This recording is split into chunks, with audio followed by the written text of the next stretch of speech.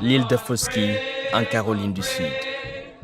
Ici, hommes, femmes et enfants ont été amenés d'Afrique. Leur responsabilité, travailler dans les plantations, faire pousser l'indigo, le riz et le coton et générer plus de profit à leurs propriétaires. Mais tout cela a changé en 1861, lorsque la guerre civile en grande partie sur l'esclavage a éclaté, opposant les États du Sud à ceux du Nord.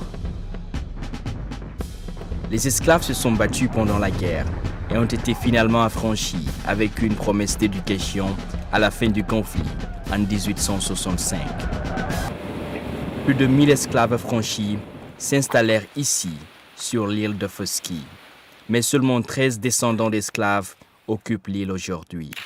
Ils luttent pour faire valoir leurs droits en tant qu'héritiers de ces terres, ce qui est maintenant plutôt un droit immobilier. Ce phénomène a commencé dans les années 80, lorsque les propriétaires ont assisté à une hausse des impôts fonciers avec l'arrivée des stations balnéaires et des terrains de golf. There must be a way that they could address people who have always had their land, no fault of their own, been impacted by development. Alors qu'il était en 4e année de l'école primaire locale, il rencontra Dr. G. Hernan Blake, professeur en visite. Ensemble avec Dr. Blake, qui est directeur exécutif de la Commission du patrimoine culturel du corridor des Gula-Geechee, Erwin aide les gens à régler les questions territoriales.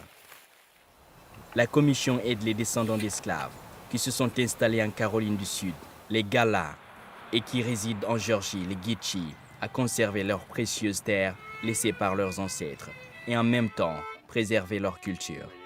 Pour garantir que les droits des personnes d'ascendance africaine comme les Gala-Geechee sont protégés, leurs contributions reconnues, leur riche patrimoine culturel préservé, l'Organisation des Nations Unies a déclaré une décennie internationale de personnes d'ascendance africaine.